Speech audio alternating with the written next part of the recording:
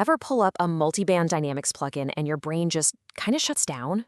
All those bands, all those knobs, it looks so complicated. But what if I told you it's actually one of the most powerful and honestly intuitive tools for fixing those really annoying mix problems? Well, in this explainer, we're going to tear it down, make it super simple, and show you exactly how to get it working for you.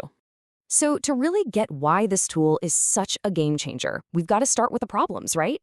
Let's talk about those common frustrations that every single one of us has felt. It all starts with that little voice in your head. Oh man, we have all been there. You've poured hours, maybe even days into a track. You love the song, the performance is great, but you hit play and something's just off. You can't even describe it, but you know it doesn't have that punch, that professional sound.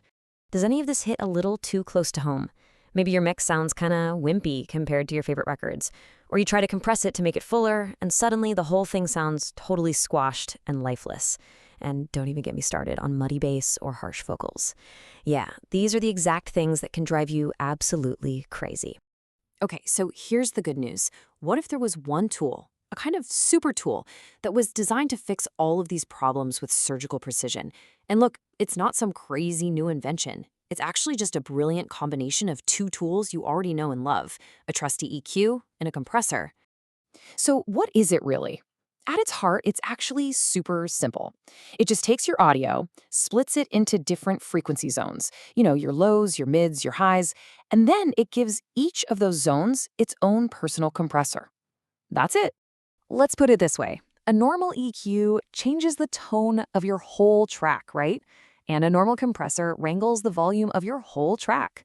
While a multiband dynamics processor lets you do both of those things, but with a laser focus. You can control the dynamics of just the bass or just the harsh highs without messing with anything else. It's incredible. So how does this thing actually work its magic? Well, when you boil it all down, it's just a simple two-step process. First, it has to chop up the sound. Step 1, the plugin uses these things called crossovers. You can see them here as those vertical lines to split your audio into different lanes. It's kind of like setting up dividers on a highway. You're basically just telling it, hey, everything down here in the low end is lane 1. All this mid-range stuff is lane 2, and so on. You get to decide where the lanes are. Okay, and now for step 2, this is where the real power is.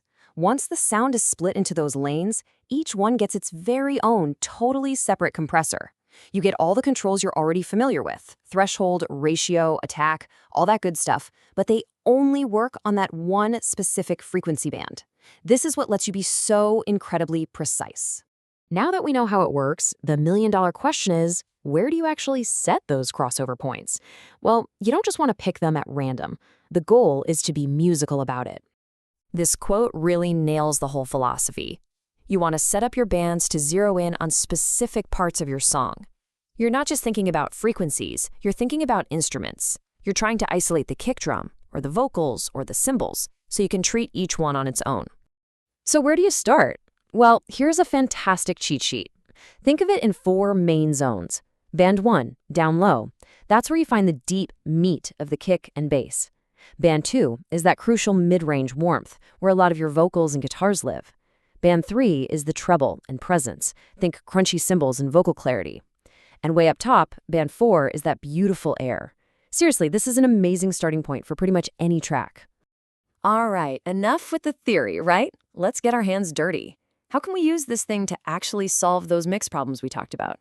Let's tackle 2 of the biggest ones, muddy bass and harsh vocals. Ah, the muddy bass problem. We've all been there. You try to boost the bass with an EQ to make it hit harder, and suddenly your whole mix just sounds like a blurry, boomy mess. Well, this is the perfect job for our new super tool. Check this out. Here's the technique. First, you isolate just the low end in its own band, say everything below 120 Hz. Then you use the compressor in that band to just gently control it to tame the wildest notes. But here's the secret sauce. Now you use that band's own makeup gain to turn it up.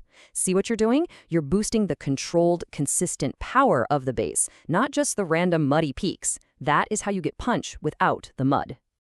Okay, what about another classic headache? Sibilance. You know, those sharp, piercing SS&T sounds in a vocal that can just stab you in the ear? Well, a multiband compressor is the ultimate tool for this. It's a technique called de-essing. Now, you could just grab an EQ and cut those frequencies, but that would make the whole vocal sound dull and lifeless. Here's the much smarter way. You isolate that harsh sibilant range. It's usually up between 2 and 10K in its own band. Then you set the compressor so it only reacts when one of those loud sounds pops up. The result? The harshness gets turned down only for a split second when it happens, and the rest of the vocal's warmth and body is left completely untouched. It's so clean.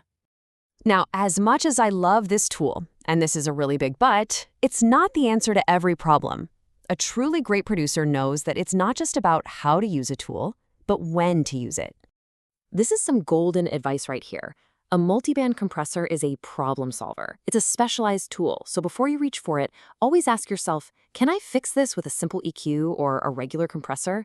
Don't bring out the big guns unless you really need them. Look, the goal is always to get the best possible sound in the simplest way. If you can fix something with one knob instead of 20, do it. The sweet spot for a multiband tool is when you have a problem that is both specific to a frequency range and changes over time. That's when it really shines. So there you have it. We've taken this big, scary tool and hopefully made it feel a lot less intimidating. We've seen how it works and how you can use it to fix some real-world mix killers. It's not a magic button, but it is an unbelievably powerful weapon to have in your arsenal. So now that you get it, think about that track you're working on right now. What's that one thing, that muddy bass, that harsh vocal, that you're going to go fix right now?